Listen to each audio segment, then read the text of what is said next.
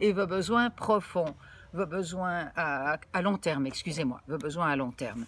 Voilà, alors je crois que c'est assez cohérent ce que je vous ai partagé. J'ai 2 exercices à vous proposer pour jusqu'à la prochaine fois où on se revoit. Je vais avoir pas mal de choses à faire avant de repartir dans une retraite spirituelle. Eh bien, je vous propose 2 exercices.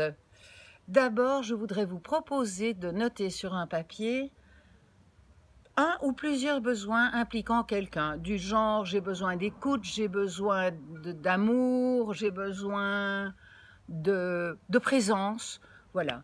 Et ensuite, avec ces besoins-là, vous allez vous poser une question, mais est-ce que moi, je me donne cette présence que j'attends que l'autre me donne? Est-ce que moi, je me donne cet amour ou ce respect, ou je ne sais plus ce que je vous ai dit?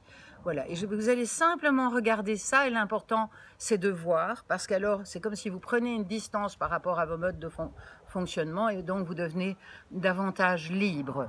Et la deuxième possibilité d'exercice, ce serait, c'est plus complexe, c'est pour ceux qui sont déjà chevronnés en communication non violente, je vous propose de chercher un besoin en plein qui vous habite.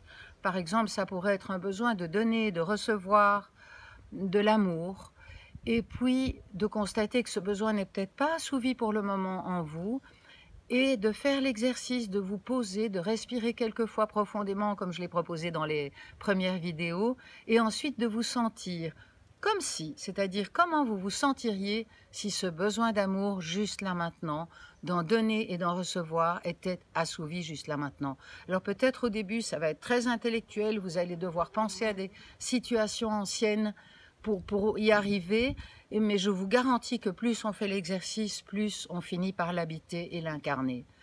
Et donc je vais prendre avec vous maintenant 15 à 20 secondes pour ressentir ce besoin de donner et de recevoir de l'amour, et je vais le ressentir par rapport aux personnes qui me suivent et qui ont peut-être le même besoin. Voilà, j'espère que ces vidéos contribuent. Et je vous souhaite de tout mon cœur un merveilleux travail sur l'un ou l'autre de ces exercices. Soyez bienveillants si c'est un peu décousu ou si c'est trop dense. J'apprends avec vous, je fais du mieux que je peux. Et j'ai donc immensément besoin de tolérance, de moi vis-à-vis de moi, et aussi de votre part si possible. À bientôt.